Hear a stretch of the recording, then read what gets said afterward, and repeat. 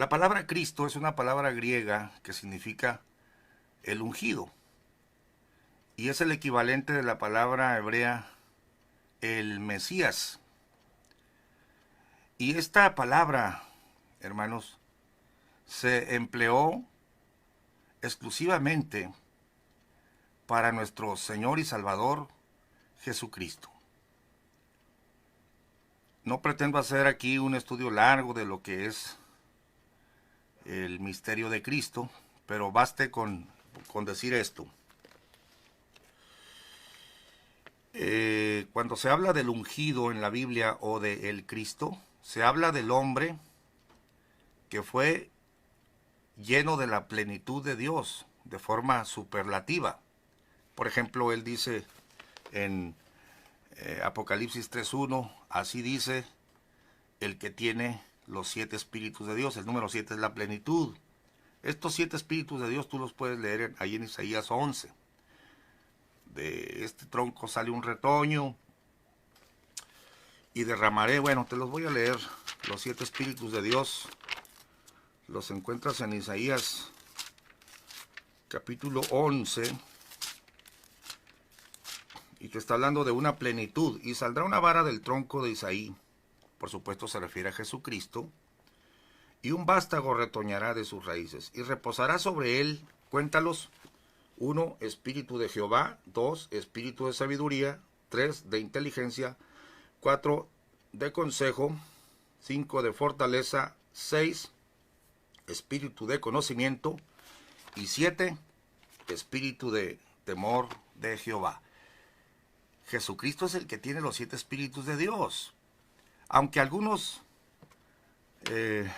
hemos sido llenos del Espíritu Santo, la unción de Dios que viene sobre nosotros, nunca en la Biblia ninguno de los discípulos que fueron llenos o de los apóstoles se adjudicaron el nombre de yo soy el ungido. A ver, yo quiero que alguien me muestre en la Biblia cuando Pedro, Pablo, dijo yo soy el ungido. Claro, Pablo dice nos ha ungido Dios para esto.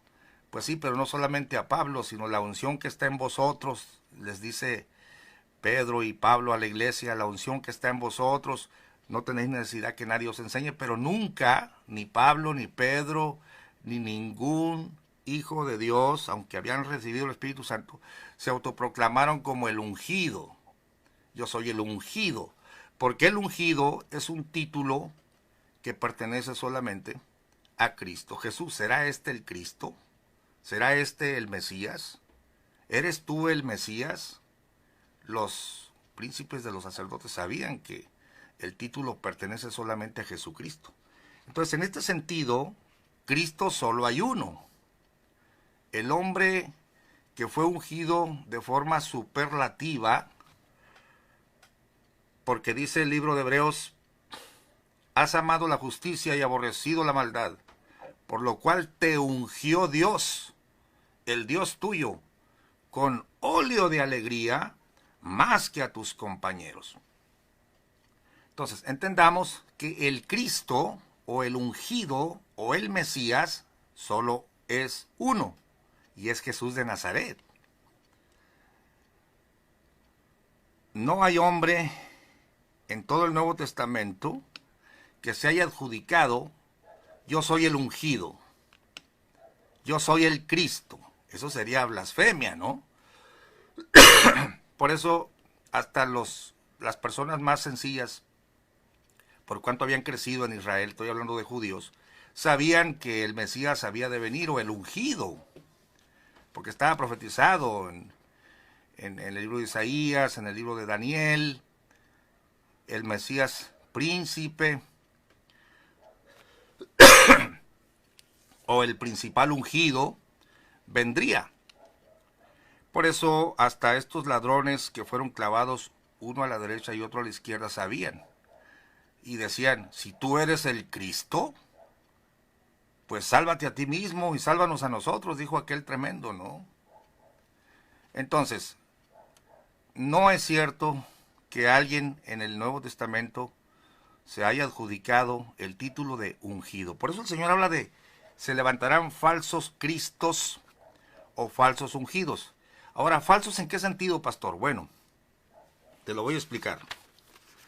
Si yo preguntara, ok, Pastor Gamaliel, ya nos explicó que Cristo significa ungido, que está hablando de una plenitud, que está hablando de los 7 espíritus de Dios, que está hablando de que en Jesús habita corporalmente toda la plenitud de la divinidad, y en Él estáis completos, en Él estáis circuncidados, resucitados, perdonados.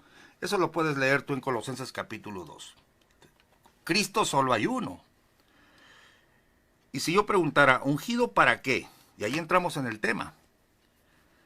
Cuando el Señor llega después de su ayuno, dice, el Espíritu de Dios es sobre mí. Ese es el ungido, ¿no? Me ha ungido para... A ver, vamos a leerlo. Vamos a leerlo. Esto lo puedes ver en Lucas.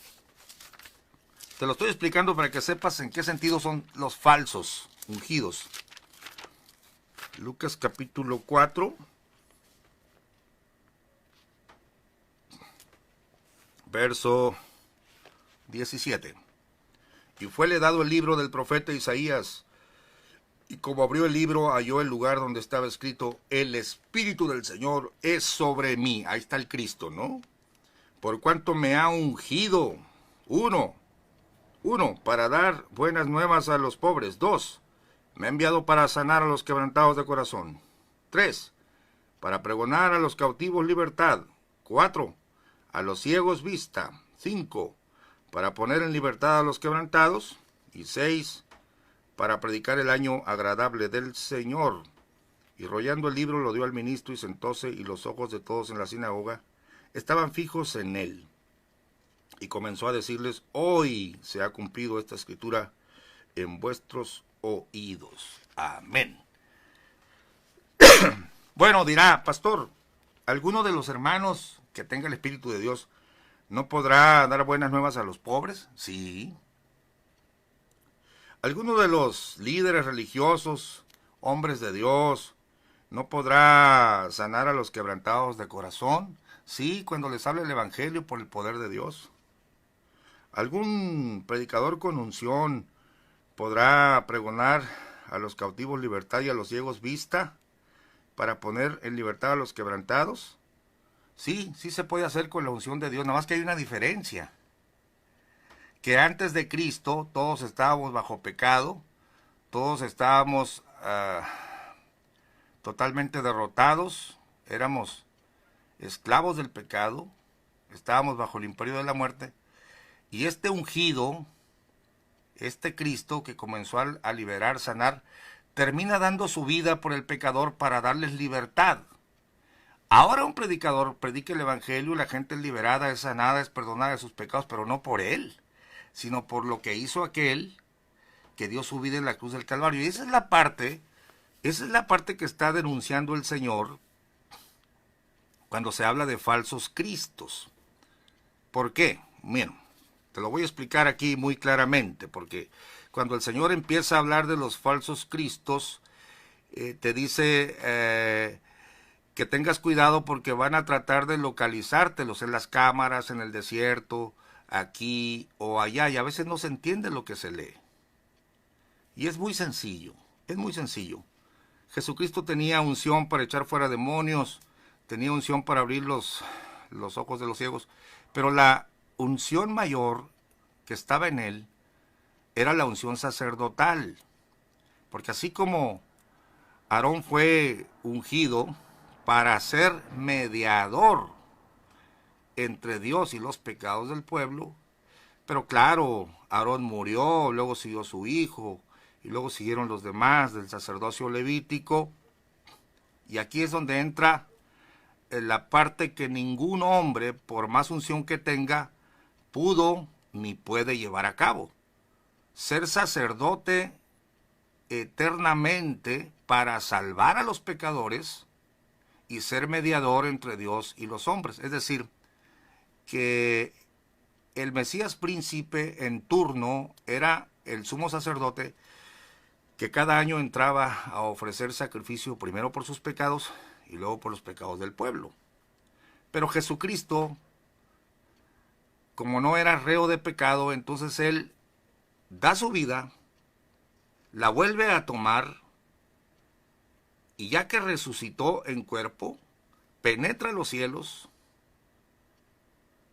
para ofrecer, para mediar, para ofrecer su propia sangre, no con sangre ajena, sino penetró los cielos con su propia sangre, porque él era el sacerdote según el orden de Melquisedec. Por eso él puede salvar. Y puede salvar por 3 razones. Primero, puede salvar porque está libre de pecado. Número 2, puede salvar porque vence la muerte, pone su vida, la vuelve a tomar. Y puede salvar porque es eterno, porque él permanece para siempre sacerdote. Esto te lo tengo que leer, si no, no vas a entender la advertencia de estos falsos cristos. Hebreos capítulo 7. Hablando del sacerdocio levítico, verso 21, porque los otros, se refiere a los otros sacerdotes, ciertos sin juramento fueron hechos sacerdotes, mas este, hablando de Cristo, con juramento por el que le dijo, juró el Señor y no se arrepentirá, tú eres sacerdote eternamente, según el orden de Melquisedec. No se te olvide esto, sacerdote eternamente. Tanto de mejor testamento es hecho fiador Jesús, y los otros fueron muchos sacerdotes, en cuanto por la muerte no podían permanecer. Mas este, por cuanto permanece para siempre, fíjate qué expresión tan bonita, mas este, o sea Jesucristo, por cuanto permanece para siempre, tiene un sacerdocio inmutable. Por lo cual, o sea, porque permanece para siempre, también puede salvar eternamente a los que por él se allegan a Dios, viviendo para siempre, para interceder por ellos. Es decir, que el único que puede salvar, el Cristo Salvador, es aquel que murió y resucitó y permanece para siempre, está en funciones, es el mediador. No solo eso, tiene una santidad total. Verso 26, porque tal pontífice nos convenía, santo, inocente, limpio, apartado de los pecadores, y hecho más sublime que los cielos, que no tienen necesidad cada día, como los otros sacerdotes, de ofrecer primero sacrificios por sus pecados y luego por los del pueblo, porque esto lo hizo una sola vez, ofreciéndose a sí mismo, porque la ley constituye sacerdotes a hombres flacos, mas la palabra del juramento después de la ley constituye al Hijo hecho perfecto para siempre. Bueno, ahí tenemos que un hombre mortal, que se diga que es el ungido, imagínate tú, mortal, el pobre, ¿no? Y que se diga ungido, primero, mortal, luego, que tiene que trasladarse físicamente, nada más que aquí hay un problema, pues. El ser humano está acostumbrado a fincar, a poner sus ojos en algo que ve. Es más fácil para el ser humano, es muy fácil para el ser humano, fincar su salvación en algo que él puede ver. Por eso está la maldición, maldito el hombre que confía en el hombre y pone carne por su salvación. Mas bendito el varón que se fía de Jehová. Cuando Dios llamó a Moisés, dice que permaneció 80 días y 80 noches en la presencia de Dios en el Sinaí, y cuando bajó su rostro resplandecía, y puso un velo, porque le brillaba el rostro del poder de Dios. Pero la Escritura explica por qué, dice, para que los hijos de Israel no pusieran la vista en él. El ser humano siempre va a decir, aquí está mi Salvador, mira, lo puedo palpar, lo puedo, aquí está. Si no hubiera puesto un rostro, hubieran idolatrado a Moisés. Muchos comentaristas dicen que por eso el diablo peleaba por el cuerpo de Moisés, porque lo hubieran hecho momia, lo hubieran adorado. Y es muy probable, hermanos. Dice la Biblia que cuando Moisés hizo una serpiente de bronce por orden de Jehová, y todo aquel que miraba a la serpiente vivía, muy bien, era un símbolo. Pero después dicen los cronistas bíblicos que esa serpiente fue de tropezadero porque muchos idolatraron la serpiente de bronce. Ahora te voy a hacer una pregunta y quiero que seas sincero. Imagínate que en Israel se encontrara la serpiente que Moisés hizo en el desierto. Hermano, hasta yo pelaba los ojos y pagaba para ir a ver. O que se encontrara el arca del pacto, donde se manifestaba la Shekinah, la gloria de Jehová. Y los querubines que hizo Moisés. Tuviéramos una religión, la religión del arca. Por eso esas cosas desaparecieron. Dios es sabio. Porque los hombres quieren ver un ungido de carne. Ya anduvo aquí. Ahora, entiende cuando dice aquí en las cámaras, o allí, o acá. Entiende lo que está diciendo el Señor. ¿Qué tiene que ver esto de la localización física? Pues es muy sencillo. 1 Timoteo 3:16 dice así. 1 Timoteo 3:16. Vamos a ver cómo dice aquí la escritura.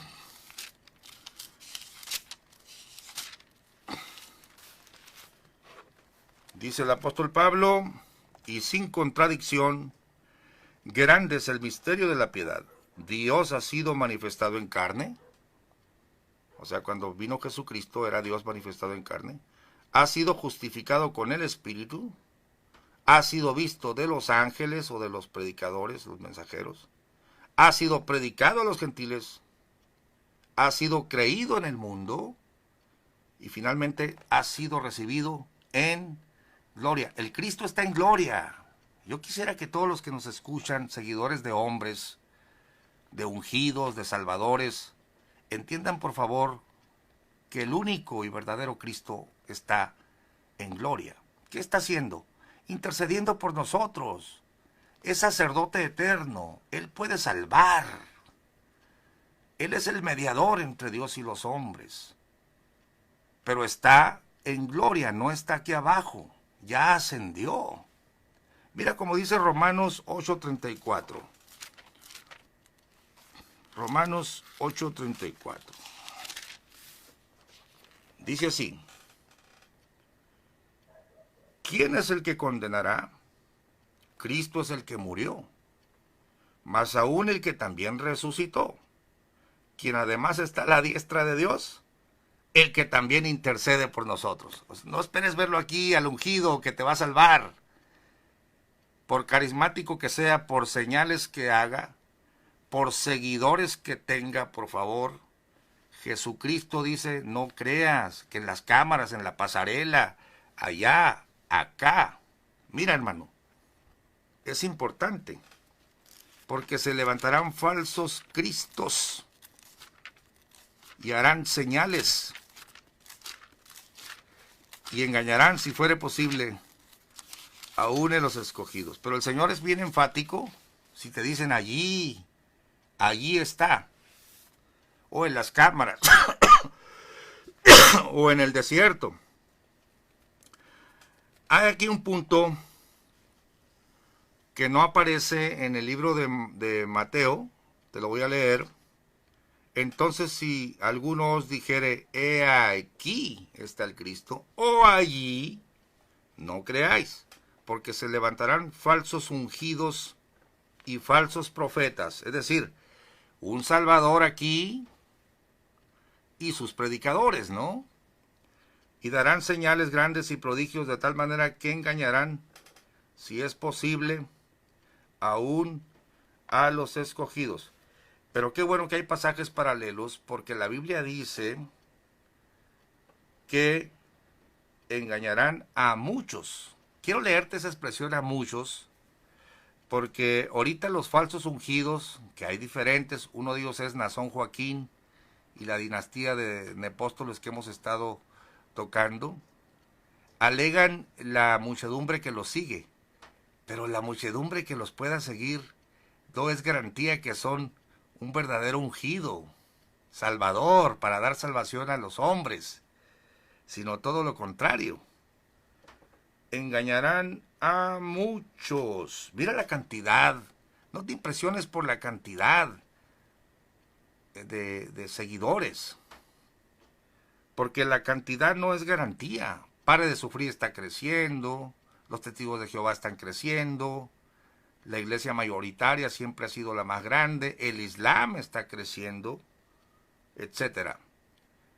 El asunto no es que sean muchos o sean pocos, el asunto es que sean o no sean engañados por estos falsos cristos, ¿no? Entonces, donde dice que se levantarán falsos cristos y engañarán a muchos, a ver, te voy a dar la cita.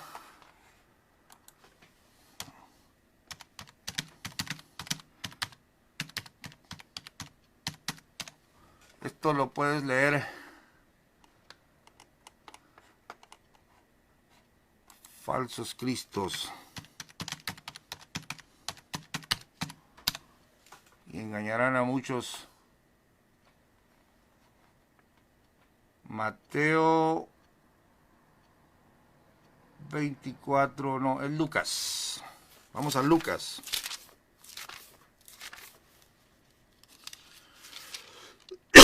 Lucas 21.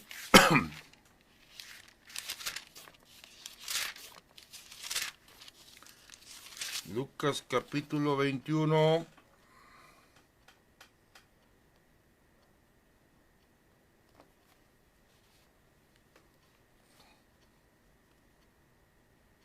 Bueno, ahorita te voy a dar el texto donde dice que engañarán a muchos estos falsos cristos. A ver si alguno de los que me está oyendo aquí me ayuda con la cita. Pero vamos a este punto, mira. Cuando el Señor Jesucristo está diciendo del Cristo, ¿será este el Cristo? ¿Será este el Cristo? ¿Eres tú el Cristo? Él dice así. Él dice,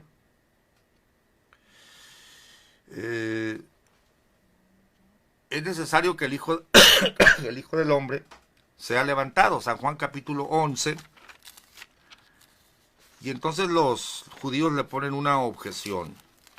Le ponen una objeción al Señor, diciendo, nosotros hemos oído que el Cristo permanece para siempre.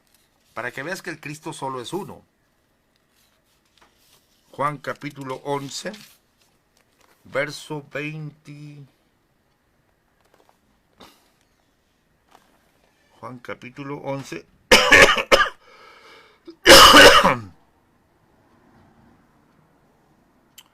Verso 26. Dice el Señor a Marta, yo sé que resucitará tu hermano.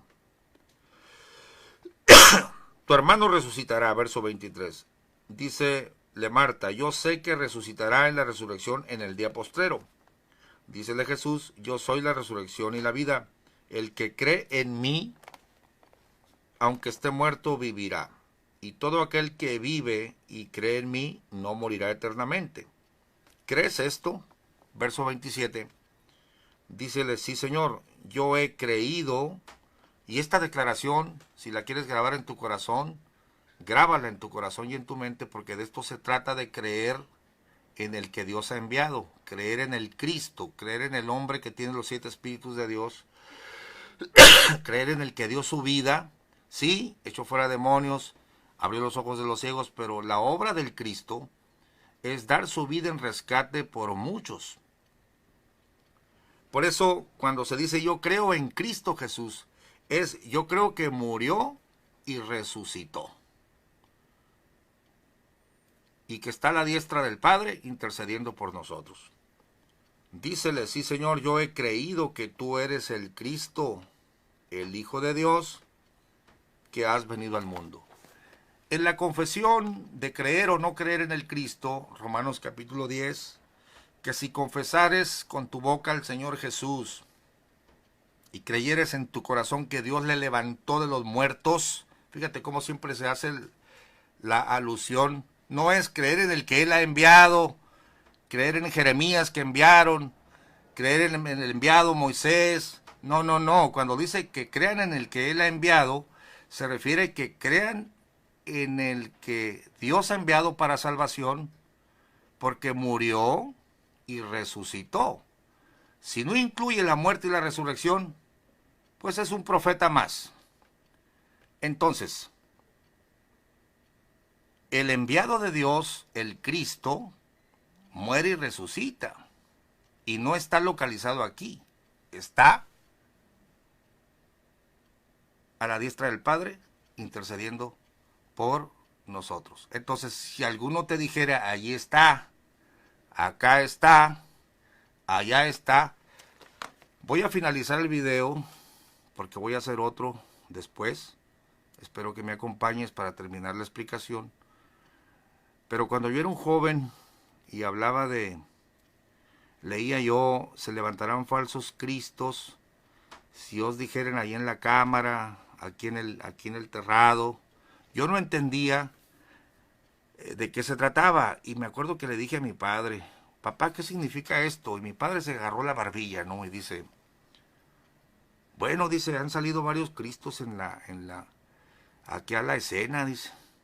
Y ya me sacó unos recortes de revistas donde en Rusia un pobre tipo se hizo inmolar, que porque él era Cristo, ¿no? Anduvo ahí haciendo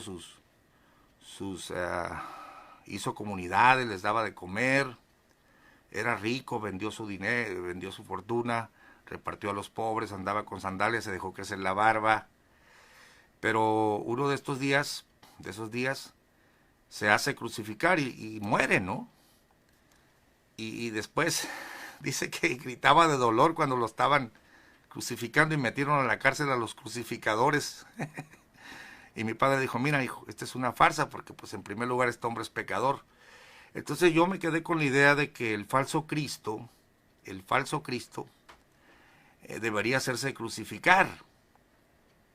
Pero no, el Señor no está diciendo que se van a hacer crucificar, aunque este ruso, porque no es el único que se ha hecho crucificar, ha habido varios locos en la historia contemporánea que se han hecho crucificar, pero no se refiere a eso el Señor. Sin embargo, ellos estaban más acorde con lo que es el Cristo, porque el Cristo permanece para siempre.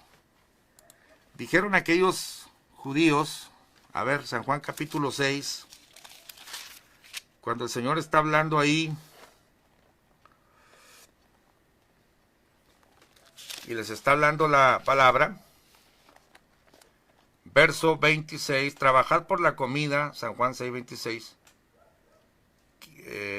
no por la comida que perece, más por la comida que a vida eterna permanece, la cual el Hijo del Hombre os dará, porque a este señaló el Padre que es Dios. Y dijéronle, ¿qué haremos para que obremos las obras de Dios?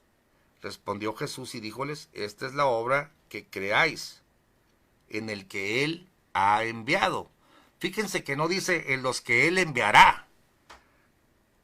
Tampoco dice crean en los que Él ha estado enviando, sino que creáis en el que Él ha enviado una vez. Entonces ellos lo cuestionan. Dijeron entonces, ¿qué señal pues haces tú para que veamos y te creamos? ¿Qué obras? Nuestros padres comieron el maná en el desierto, como está escrito, pan del cielo les dio a comer. Y Jesús les dijo, de cierto os digo, no os dio Moisés pan del cielo, mas mi Padre os da el pan del cielo. Porque el pan de Dios es aquel que descendió del cielo y da vida al mundo. Y dijéronle, Señor, danos siempre este pan. Y Jesús les dijo, yo soy el pan. Fíjese que el que Él ha enviado descendió del cielo, es el pan. No es cierto que va a enviar otros y que tienen que recibir al enviado. Ese es precisamente lo que está diciendo el Señor. Te van a querer localizar Cristos salvadores, no uno, sino varios. Pero no creas, no vayas a esas cámaras, esas pasarelas del ungido. Aquí está el ungido, ¿no? Todo lo que el Padre me da viene a mí, y el que a mí viene yo no le echo fuera. Verso 38, fíjate cómo el Cristo descendió del cielo. Porque he descendido del cielo no para hacer mi voluntad, más la voluntad del que me envió. Y esta es la voluntad del que me envió, del Padre. Fíjate bien, que todo lo que me diere no pierda de ello, sino que lo resucite en el día postrero. Y esta es la voluntad del que me ha enviado, que todo aquel que ve al Hijo y cree en Él, no es crean que Él me envió, no, crean en mí, crean en el que Él ha enviado. Pero ¿qué vamos a creer de ti? Pues que tú eres el que das la vida eterna. Esta es la voluntad del que me ha enviado, que todo aquel que ve al Hijo y cree en Él tenga vida eterna, y yo la resucitaré en el día postrero. Murmuraban entonces de él los judíos porque él había dicho, yo soy el pan que descendí del cielo. Y decían, ¿no es este Jesús el hijo de José, cuyo padre y madre nosotros conocemos? Entonces, hermanos, definitivamente el que Él ha enviado para salvación es uno solo. Y está sentado a la diestra del Padre, sacerdote eternamente, por eso puede salvar. Esto de localizar hombres salvadores, y conste que la Biblia está diciendo falsos cristos y falsos profetas. Ahora sí, y mañana sigo con esta explicación, primero Dios, o bueno, yo te aviso, ¿no? Pero para que entiendas los falsos cristos, perdóname por la grabación que voy a poner, pero fíjate cómo la luz del mundo, porque la luz del mundo solamente es un ejemplo de los falsos cristos que se van a levantar diciendo que ellos te van a dar la salvación. Perdona la redundancia, pero fíjate cómo dicen en la tierra, hay un hombre de Dios en la tierra. Ya después te voy a hablar de este vicio, ¿no? De localizar a un Salvador. Y por supuesto que si tú convences a una persona que ese individuo es el ungido, es el que te va a administrar la salvación, o es el contacto entre tú y Dios, o entre tú y Cristo, pues es obvio que te vas a volcar alrededor de este falso Cristo, localizable aquí en la tierra, mira, humano, mortal, que no puede salvarse ni a sí mismo el ingrato, pero que si te hace creer que Él es el Salvador, que Él es el ungido, y que la obra de Dios es que crean en el que Él ha enviado, estoy demostrando que el que Él ha enviado es solo uno, y es el Cristo, que permanece para siempre.